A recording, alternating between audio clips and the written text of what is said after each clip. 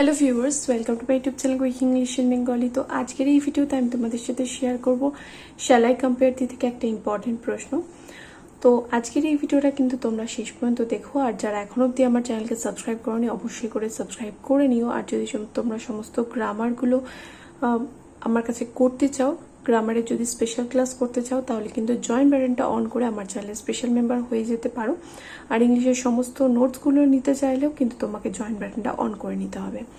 তো প্রথম যে প্রশ্নটা দিয়েছিলাম শ্যাল আই কম্পেয়ার দি থেকে, দেখো, how does Shakespeare compare the beauty of his friend to that of his summer's day? গ্রীষ্মের দিনের সাথে শেক্সপিয়ার তার বন্ধুর সৌন্দর্য কিভাবে তুলনা করেছেন? বা এই প্রশ্নটা এরকম ভাবেও দিতে পারে, shall I compare thee to a summer's day? আমি কি তোমায় গ্রীষ্মের সাথে গ্রীষ্মের দিনের সাথে তুলনা করতে পারি? একটি গ্রীষ্মের দিনের সাথে তুলনা করতে পারি। Whom does the poet address to? কবি কাকে সম্বোধন করেছেন? Why does the poet propose to compare him to a summer's day? কেন কবি প্রস্তাব দিয়েছেন তাকে গ্রীষ্মের দিনের সাথে তুলনা করার? How is the question answered by the poet? এই প্রশ্নের উত্তর কবি নিজেই কিভাবে দিয়েছেন? 1 + 2 + 3 = 6। তো দেখো কিভাবে উত্তর লিখবে। In William Shakespeare sonnet number 18 shall I compare thee to a summer's day, the poet questions if he can compare his friend's beauty with a glorious day of summer season.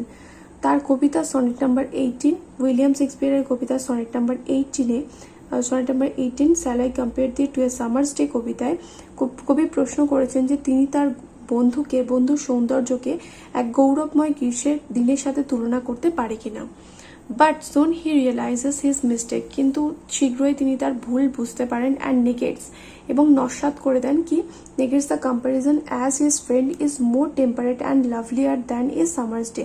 কারণ তার বন্ধু গ্রীষ্মের দিনের থেকে বেশি সুন্দর এবং বেশি টেম্পারেট, মানে সে বেশি, তার যে মেজাজ, সে খুব সহজে কিন্তু মেজাজ হারায় না, বেশি মোর টেম্পারেট অ্যান্ড লাভলিয়ার, এবং বেশি সুন্দর। He says that the beauty of a summer's day is often inconsistent.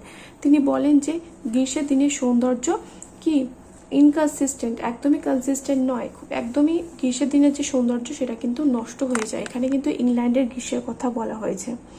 The sun is too hot sometimes, সূর্য কখনো ভীষণ উজ্জ্বলভাবে কিরণ দেয়। And sometimes the sun is dimmed by clouds, এবং কখনো সূর্য মেঘের পিছনে ঢেকে যায়।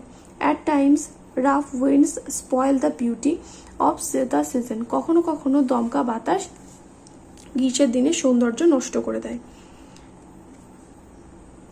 তারপরে দেখো, but the poet claims that, কিন্তু কবি এটা দাবি করে যে his friends লাভলিনেস will remain constant, যে তার বন্ধুর সৌন্দর্য একেবারে কনস্ট্যান্ট থাকবে, মানে চিরস্থায়ী থাকবে, অ্যান্ড কনসিস্টেন্ট, এবং সেটা এক নাগারে চলতে থাকবে। As his beauty has no such flaw, কারণ তার সৌন্দর্যের মধ্যে কোনো রকম ত্রুটি নেই। Summer season is short lived but his friend's beauty is eternal by dint of Shakespeare's verses. শেক্সপিয়ারের এই কবিতার মাধ্যমে শেক্সপিয়ার কি করবেন, তার বন্ধুর সৌন্দর্যকে চিরস্থায়ী করে রেখে দেবেন। গ্রীষ্মের মতো তার বন্ধুর সৌন্দর্য ক্ষণস্থায়ী হবে না। আশা করি বোঝাতে পারলাম। যদি কোনো রকম কোশ্চেন থাকে আমাকে কমেন্ট করে জানাতে পারো। দেখা হবে নেক্সট ভিডিওতে। Till then, by.